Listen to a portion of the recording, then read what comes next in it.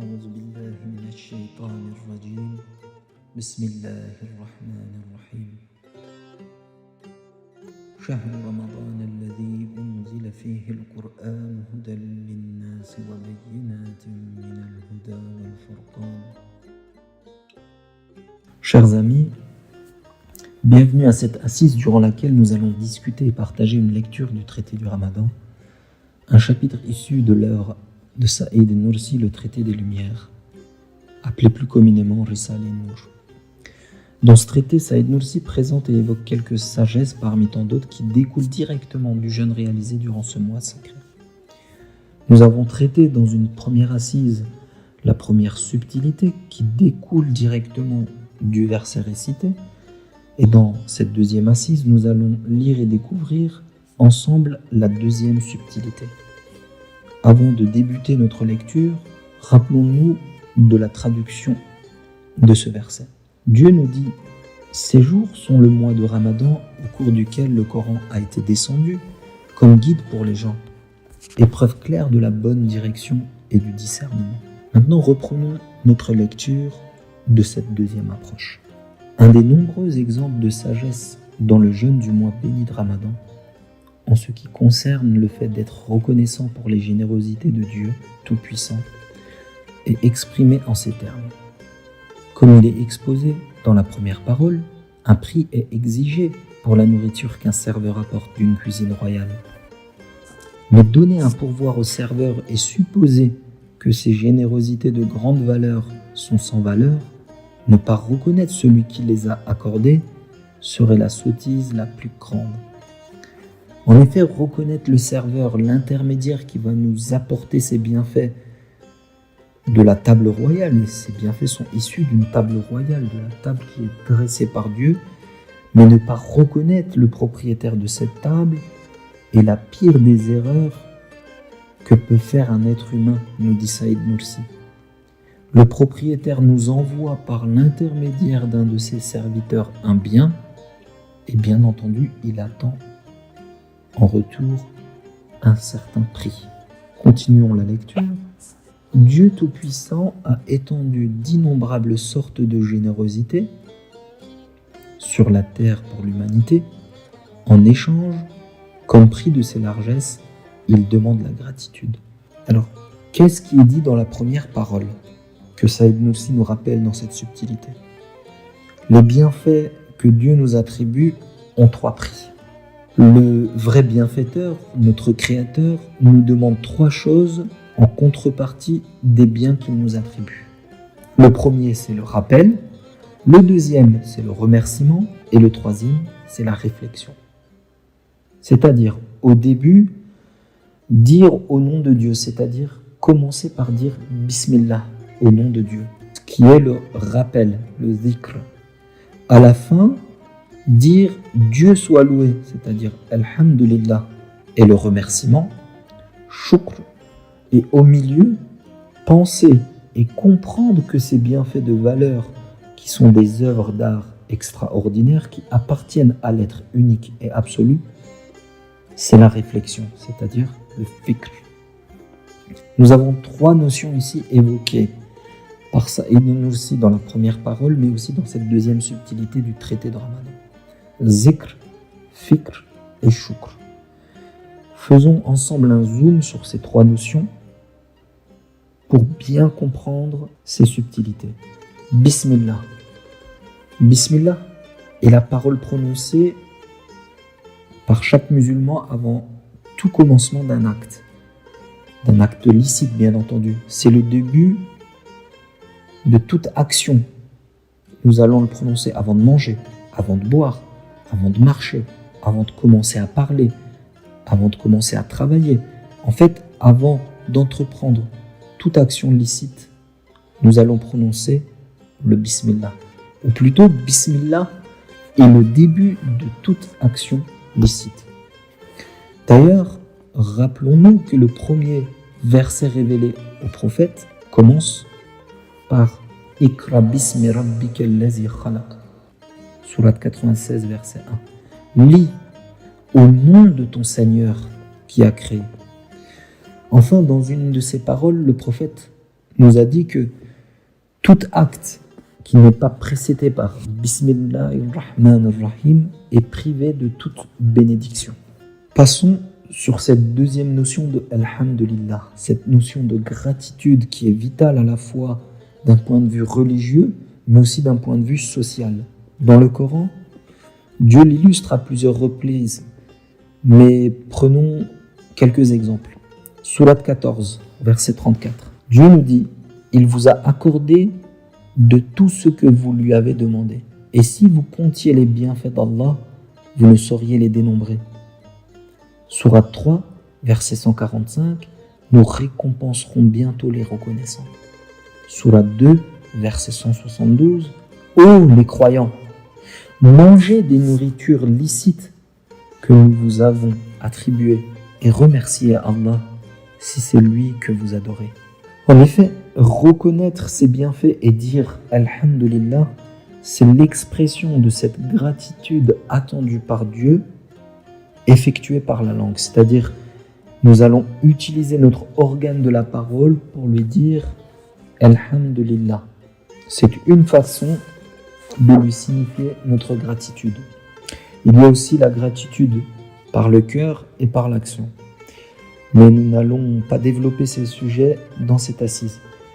Donnons simplement un exemple qui illustre parfaitement la gratitude par l'action et par le cœur.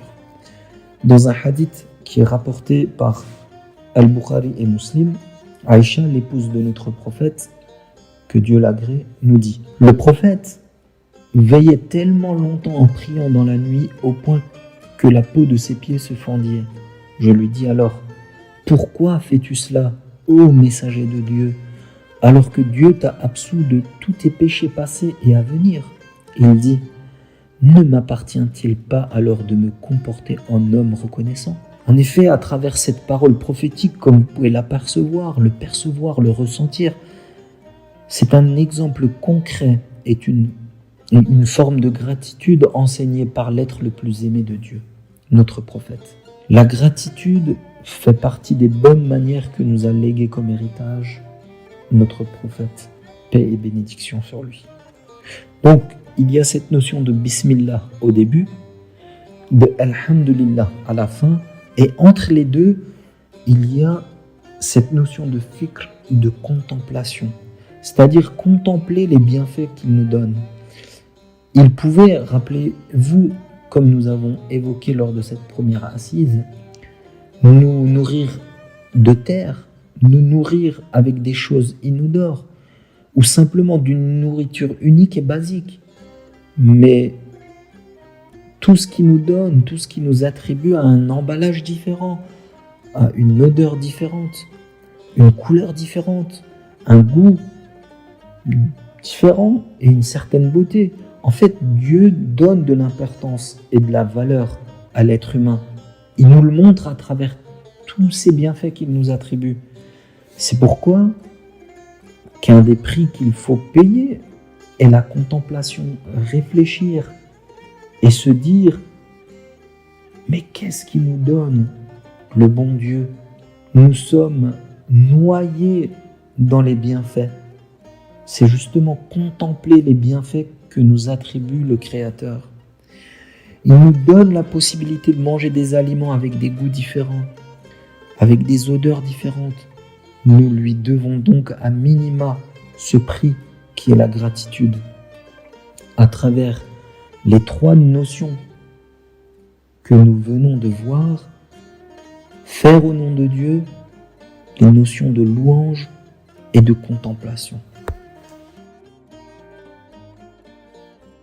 Après avoir évoqué cette notion de gratitude au début de cette deuxième subtilité, à travers ces trois notions de au nom de Dieu, Bismillah, notion de louange, Alhamdulillah, et de contemplation, continuons cette lecture de cette deuxième subtilité pour voir vers quel point nous emmène Saïd Nursi.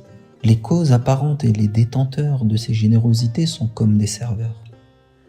Nous leur payons un certain prix, nous leur sommes reconnaissants, même très respectueux à leur égard, nous les remercions énormément, bien qu'ils ne le méritent pas. Pourtant, le vrai créateur et le vrai bienfaiteur méritent infiniment plus de remerciements que les intermédiaires de ses générosités. Alors, il faut le remercier et reconnaître que les générosités viennent directement de lui. L'homme doit apprécier leur valeur et cela se fait en percevant ses propres besoins. Nous avons dit qu'il y avait des intermédiaires qui nous apportent ces bienfaits et nous les remercions, nous les payons pour cela. Mais est-ce que nous avons conscience que le vrai propriétaire de ces biens, c'est le vrai créateur, c'est l'unique créateur, c'est Dieu lui-même. Dans la sourate 35, le créateur, Dieu nous dit « Ô homme, rappelez-vous le bienfait d'Allah sur vous. Existe-t-il en dehors d'Allah un créateur qui du ciel et de la terre vous attribue votre subsistance? Point de divinité à part lui. Comment pouvez-vous vous détourner de cette vérité ?» Alors, en continuant la lecture de cette deuxième approche, Saïd Nursi nous dit « Voilà, le jeûne du Ramadan est alors la clé du vrai, sincère, grande et universelle reconnaissance. Le jeûne du mois de Ramadan est alors la clé d'une vraie, sincère, grande et universelle reconnaissance. » C'est des propos à la fois clairs et limpides. Ici, Saïd Nursi fait encore, comme il l'a fait dans sa première subtilité, référence à l'universalité de la reconnaissance attendue face à l'universalité et la grandeur de Dieu. Continuons la lecture, car en d'autres temps de l'année, la plupart d'entre ceux qui ne sont pas dans les circonstances difficiles ne comprennent pas la valeur de beaucoup de générosité puisqu'ils n'éprouvent pas la faim réelle. Ceux dont l'estomac est plein, et particulièrement s'ils sont riches, ne comprendront pas le degré de générosité qui est dans un morceau de pain sec. Mais quand il est temps de rompre le jeûne, pour un croyant, le sens du goût témoigne que le pain sec est une générosité divine. Pendant le Ramadan, du pauvre au souverain, des remerciements spirituels sont manifestés par la compréhension de la valeur de ces générosités. En règle générale, les autres moments où nous ne jeûnons pas, donc les 11 autres mois en dehors de celui du Ramadan, où nous n'éprouvons pas justement ce besoin, cette faim, en règle générale, il ne nous vient pas à l'esprit, ou très peu, cette notion de gratitude vis-à-vis de Dieu.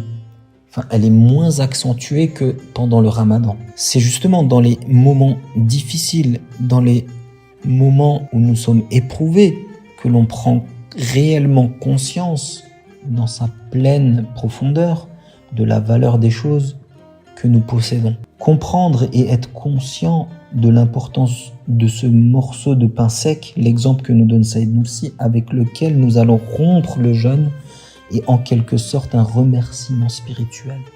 Même ce morceau, entre guillemets, banal de pain sec, que nous n'allons pas manger en règle générale, est un élément qui nous fait prendre conscience le jour du jeûne à quel point il est un bienfait donné par Dieu. Un bienfait à travers lequel nous allons rompre ce jeûne et nous allons justement à travers cette rupture remercier, montrer notre gratitude vis-à-vis de notre Créateur. Il parle aussi dans cette deuxième subtilité où il évoque une notion en utilisant ce passage du pauvre au souverain. Ce passage est intéressant en fait, dans le sens où Saïd Nursi nous explique que le Ramadan pousse à l'union sociale.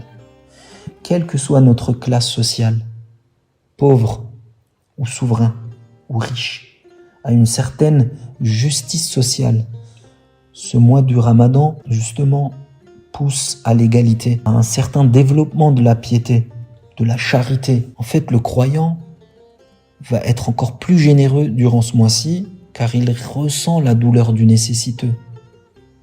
À travers quelques paroles de notre prophète, rappelons-nous justement ces différents aspects de générosité, de charité et de piété durant le mois de Ramadan. Il nous dit, la meilleure charité est celle accomplie pendant Ramadan. Qui donne à quelqu'un de quoi rompre le jeûne bénéficie d'une récompense égale à celle de celui qui jeûne sans la diminuer. Il faut savoir que le prophète était le plus généreux des humains et plus encore en Ramadan quand Gabriel venait le voir. Le prophète dit aussi à qui se lève pour prier pendant les nuits de Ramadan avec foi et en comptant sur la récompense divine, Dieu pardonne ses fautes passées. Il me vient à l'esprit, en lisant ces paroles prophétiques, des anecdotes rapportées par Abdullah Aymaz, qui est un spécialiste de l'œuvre de Saïd Nursi. Il parle, dans une de ses discussions, de l'histoire d'un jeune converti en Australie qui, pendant son premier mois de Ramadan, à l'approche justement de l'appel à la prière pour rompre le jeûne, prend de l'eau à la place d'une date pour faire sa rupture. Et au moment où il prend justement l'eau dans sa bouche, il avale lentement, gorgée par gorgée. Il savoure en fait chaque gorgée d'eau et dit « Alhamdulillah ». Comment j'aurais pu comprendre et prendre conscience de l'importance de cette eau si je n'avais pas jeûné et senti au plus profond de moi justement cette gratitude que le jeûne me procure. C'était la première fois qu'il jeûne et c'est très difficile de rester sans boire. Et justement, quelqu'un qui ne ressent pas la faim, quelqu'un qui ne ressent pas la soif ne peut pas comprendre. Et il exprime naturellement, justement, avec sa gestuelle, avec sa parole, le remerciement, la gratitude. Alhamdulillah. Dans une deuxième anecdote, Abdullah Aymaz évoque une rencontre où il croise une personne qui fait un régime spécifique, avec uniquement comme aliment de l'eau chaude et des repas à base de farine. Pendant 15 jours, il avale uniquement de l'eau chaude et des repas à base de farine. Et au bout des 15 jours, il mange une banane. Et il dit, j'ai ressenti le goût de cette banane, de ce fruit, de la tête aux pieds. C'est-à-dire ressentir ce frisson qui vous traverse au plus profond de l'âme avec une simple banane.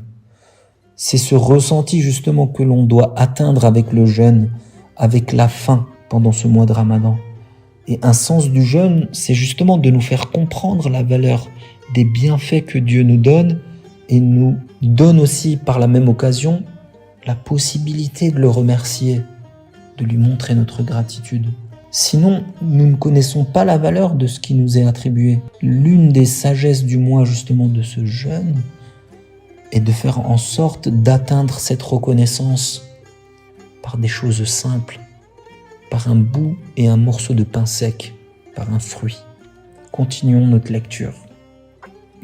En outre, puisque le repas est interdit pendant le jour, le croyant dira « Ces générosités ne m'appartiennent pas. Je ne suis pas libre de les consommer car ils sont la propriété et le bienfait d'un autre. J'attends son ordre. Il reconnaîtra le bienfait comme tel et manifestera une gratitude. Ainsi, le jeûne à tout égard est de cette façon comme une clé de la gratitude, celle-ci étant le devoir fondamental de l'homme. Effectivement, c'est en restant éloigné des nombreux bienfaits que nous avons tout autour que nous prenons conscience de leur importance. Le Ramadan procure à chaque être humain une meilleure connaissance de son Créateur et développe en nous un sentiment de reconnaissance, une prise de conscience que tout en fait appartient à Dieu.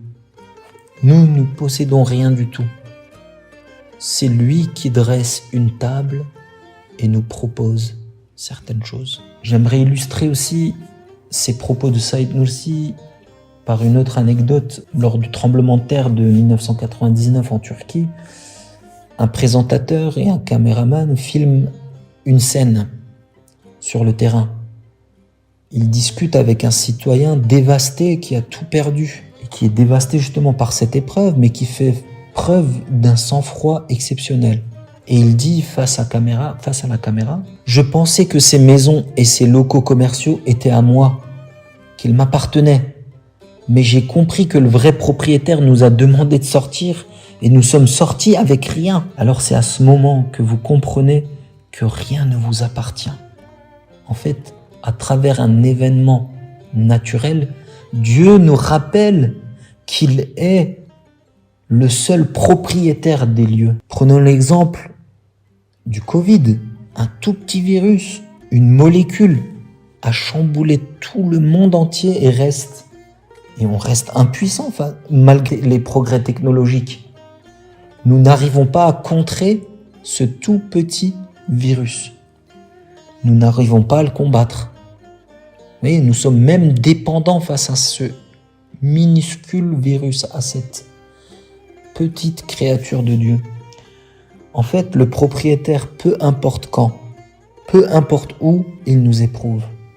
Nous sommes vraiment des êtres sans défense. Nous sommes impuissants face à ces épreuves, face à sa puissance. Et justement, tout cela doit nous pousser à un questionnement essentiel. Qui sommes-nous?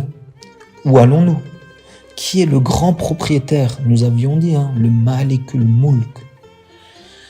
Il nous fait un rappel, Dieu, avec un simple virus, avec un événement naturel, un tremblement de terre, et nous sort de cet état d'inconscience et d'ingratitude. En fait, ces événements, si nous les regardons d'un bon œil, sont des rappels pour nous.